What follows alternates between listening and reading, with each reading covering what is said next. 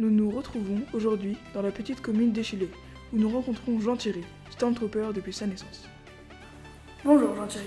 Est-ce facile d'être un Stormtrooper ou considérez-vous cela comme une grosse responsabilité?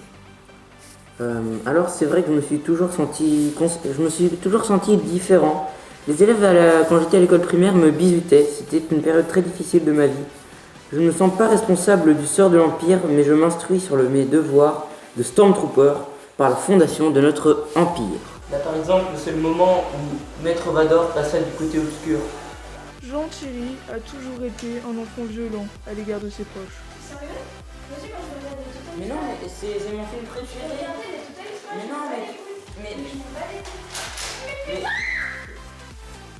Comment est votre relation avec Jean-Thierry?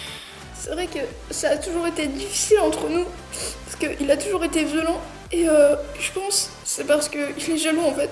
Parce que je pense c'est parce que moi je ressens plus à notre mère que lui, et enfin il est bizarre, il est tout le temps avec son casque, et moi j'en peux plus.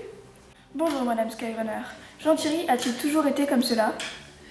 À vrai dire, là je peux pas vraiment vous dire, il est derrière moi. Il a été adopté. En effet, Jean-Thierry a eu un passé difficile dont il ignore encore l'existence. Va-t-il le découvrir un jour? Depuis sa plus tendre enfance, Jean-Thierry est très renfermé sur lui-même et, à l'âge de ses 4 ans, il est diagnostiqué autiste. Avec ses antécédents psychologiques, Jean-Thierry a déjà littéralement explosé la cuisine de sa maison, ce qui entraîna de lourds frais de réparation et la dépression du jeune Stormtrooper jusqu'à l'âge de 12 ans. Heureusement, son chat, Rosalie, a toujours été là pour l'aider à surmonter cette épreuve. Jean-Thierry est passionné par les animaux. Il pense qu'ils sont les seuls à le comprendre.